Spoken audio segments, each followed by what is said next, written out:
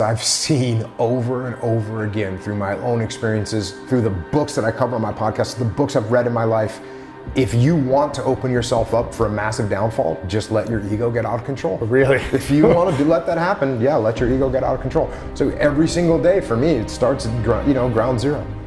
I've got to go forward with an open mind, with a humble mind, looking at the world. It's classic. Like when I get asked a question, I don't think to myself, oh, I know the answer to this. Mm-hmm. And I get asked questions all the time. Yeah. And generally, when I hear a question, 99% of the questions that I hear, I've heard in some form before. Sure. But I don't go, oh, I've heard this before, I already know the answer. I say, okay, well, let me hear this. What detail is this person talking about?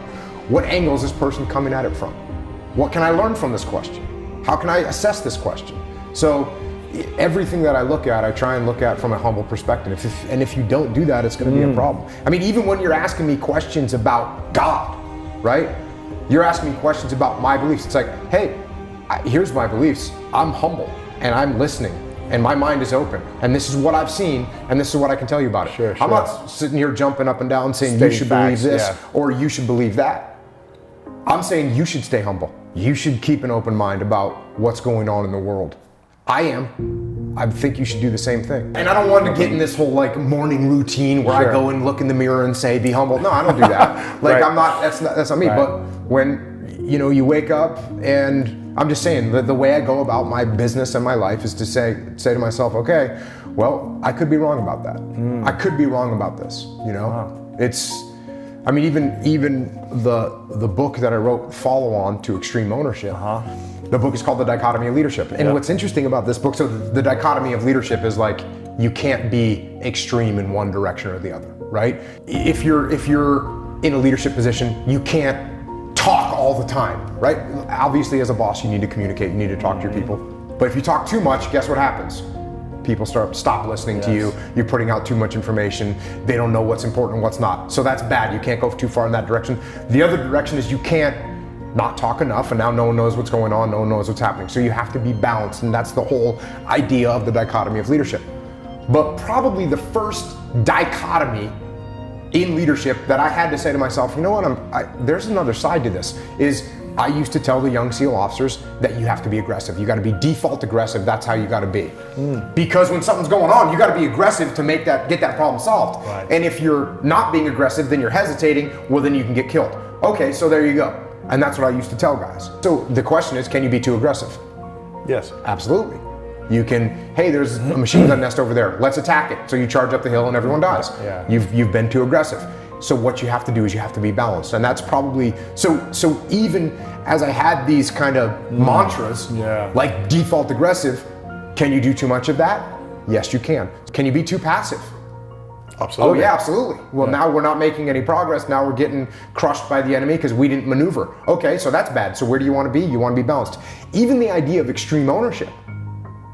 Can you take too much ownership? Yes. Yes, you can. Really? Yes, you can. But I thought you said you need to take ownership of everything. Two different things. Listen to this. Okay.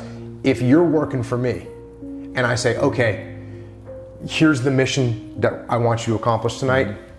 Here's the people I want you to take. Here's the weapons I want you to bring. Here's the vehicles I want you to bring. Here's the route I want you to use to get to the target. Here's the method I want you to use to secure the target. Here's the route I want you to do to get back. Yeah. So that's the plan. Now you take ownership and go execute. Now, can you really take ownership of that plan? If someone else gave you the whole thing? I mean, I gave you the whole thing, right? Is that your plan? No. No, it's your not plan. Yeah. It's my plan. So when you go in the field and now you come up against an obstacle and you're executing my plan, what's your attitude? Well, it's not my plan. It's his and, plan. And you're at an obstacle now and you're like, hey, Jocko didn't think of this. Right. So his plan's horrible. Yeah. So now you just back away and you come back and you say, hey, we failed the mission because you didn't think of this. You didn't think of this option. Yeah. Right. So that's me taking too much ownership. So what I need to do is I say, hey, here's the plan, or here's the mission. How do you want to do it? And now if you're a good leader, you'll go get with your people and you'll say, oh, hey guys, here's the plan, or here's the mission that we have to accomplish. How do you guys want to do it? Now you all come up with a good plan and you come back to me and you say, here's the plan.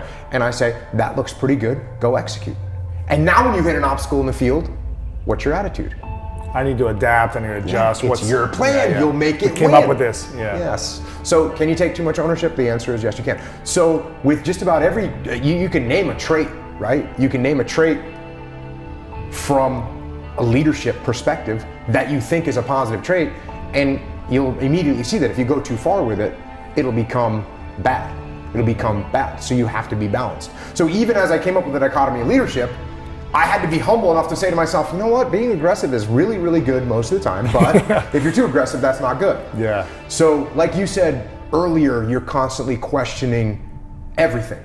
And to me, what that is, that's humility. That's you being humble enough to say, you know what, I really don't understand this that well. Yeah.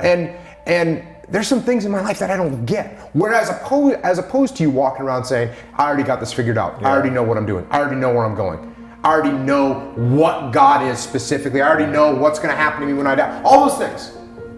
But instead you're questioning everything, which in my mind is a positive thing. You'd be surprised about how many leaders are thinking that because they're in a leadership position, they should be talking all the time. Wrong answer. Wrong answer. I'll sit through a meeting with a client or with one of my companies and I'll listen for 38 minutes. And at the end of those 38 minutes, I'll have already thought through every discussion that's been had. You know, you want to argue with him and he's arguing with her. And guess what? I get to sit there and assess those arguments and see which one is the most important. Meanwhile, you're expending all your ammunition. She's expending all her ammunition. He's giving up everything he's got. I'm learning all their thought patterns. I'm learning the pros and cons of each one of their arguments. And I do that for 38 minutes. And in the 39th minute, I say, hey, here's what I think we should do. And guess what? Because I've done an accurate assessment and listened, I'm actually going to be able to make the best decision. Yeah. It wasn't because I was smarter. It wasn't because I had better tactical understanding. It's because I actually shut my mouth, listened to everyone spill their guts, learned everything that they knew, and did a good detached assessment of what the right thing to do was. So listen, and the other one is the word that I just used, which is detach, which is not getting emotional, not getting into the weeds about stuff that doesn't matter. If you can take a step back and look around, you're gonna see infinitely more than you can when you're in the weeds, staring the firefight in the face, looking down the sights of your weapon, shooting. If you're doing that, you can't see anything else. Just think about that metaphor right there. Yeah. If I'm looking down the sights of my weapon and I'm shooting, my world is this big.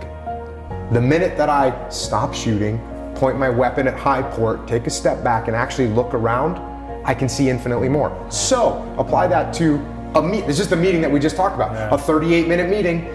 All this chaos is happening. Sure, I'm the boss. I could jump in there and start arguing and giving my opinion, but what am I really doing then?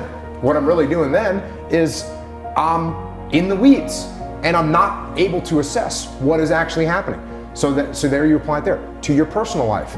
If you and I are arguing, you're my friend and you did something and now we're starting to escalate an argument and I'm starting to get emotional, am I able to listen to you anymore? Am I able to logically figure out what's going on? If I'm talking to my wife and she did something that made me mad and now I'm starting to raise my voice, is that whole situation going in the right direction? No. No, it's not. It's not. So what I need to do is take a step back, detach, calm down, listen to what she's saying, and then try and assemble a logical thing to say back without saying, you need to calm down or you're too emotional. No. Because if you come to me and you're mad about something, you come to me, whether it's my wife or whether you're a business partner, you come to me and you say, the supply department didn't give me the stuff I needed. If I say, hey, calm down, right? If that's my reaction, then you realize that I'm against you, right? I don't get it. And so now it's me and the supply department against you. No one understands. No one understands. So I do a little technique. What is that? Yeah. I call it reflect and diminish. So I'm gonna reflect your emotions back to you, but I'm gonna diminish them a little bit so that we're not escalating the situation. Well, if you come to me and you go, the supply department's been late, they're 2 weeks late on this stuff. I don't say, calm down. I say, oh, you gotta be kidding me. 2 weeks? And you go, yeah, can you believe it? That's horrible. We gotta put a solution, we gotta get that figured out. In the meantime, what do we need to do right now to get the problem solved, right? So now we're on the same team so we can work together to find a We solution. bonded on the pain. Yes. You felt the pain. Yes. We're on the same team. Yeah. Okay, my wife, what's gonna make my wife mad? The ice machine's not working. If I go, hey, Chill out. you have a refrigerator and a house and you got live on the plenty of things, beach. you just calm down, Yeah, yeah. right? How's that gonna go? It's not gonna go good. Now she's gonna get mad. Now it's me against her. So instead, the ice machine's not working. Ah man, that thing is junk. Have you called the repair guy? You know what I mean? And then all of a sudden we're on the same team and she's like, well, no, I haven't, but I'm about to. Okay, cool. As opposed to the ice machine's not working. Well, okay, do you want me to have ice shipped in from Alaska there, princess? Right? That's not gonna go over well. If you're attacking my ego, immediately, as soon as I feel frustrated, angry, defensive, all three of those things are red flags to me that's my ego. Okay. I immediately know. I go, when I feel my bristling, You wanna- when I feel that, I know I guarantee it's 99% it's just my ego that I'm mad. So what do you do in that I moment? immediately go, oh, that's your ego, you idiot. Listen to what he's got to say. Let's win. Let's win. So how do I win? Do I win by attacking you? No, I don't win by attacking If you. you're the only winner, you both lose. Yes. So when you attack me, both need to win, and yeah. you say whatever your attack is, you say this is your fault. I go, you know what? Absolutely, this is my fault. Here's the mistake that I made, and I know it affected you in a negative way. Here's the things that I'm working on right now to remedy it. What are you gonna do? Are you gonna yell at me more? Are you gonna tell me it's my fault again? I get this. This is another question I get when it's sort of like similar to what you said earlier, when you said, yeah, but what if it's not really your fault, right? The other one I get a lot is if you say, hey, listen, Lewis, this is my fault that this happened. You go, you're right, it is your fault. And then people say, what do I do then? What do I do then? If the person's blaming me, how do I take ownership then? And I'm like, that's the whole point. That's the whole point. Right. The whole point of taking ownership is when you look at me and you point your finger and you say this is all your fault. I say, yes, I know, that's what I just said. This is absolutely my fault. I'm the one that's in charge and these are the things that I'm gonna do to fix it. That's where we're gonna start. Wow. So when someone blames you, yes, take ownership. Now, if you have in the back of your mind, like you did earlier, like, hey, maybe this isn't really my fault. yeah. Like if you have that in the back of your mind, you're actually wrong. Wow. You're actually wrong. You're in charge. And that applies to your life as well. That applies to your life as well. How you got to take ownership of what's going on in your life. When you're not where you want to be and you say it's because the boss doesn't like you or it's because the girl treated you this way or the guy did this, like all those things, you got to take ownership of them. Yeah. And if you're blaming all these other external things, you're not going to make any changes.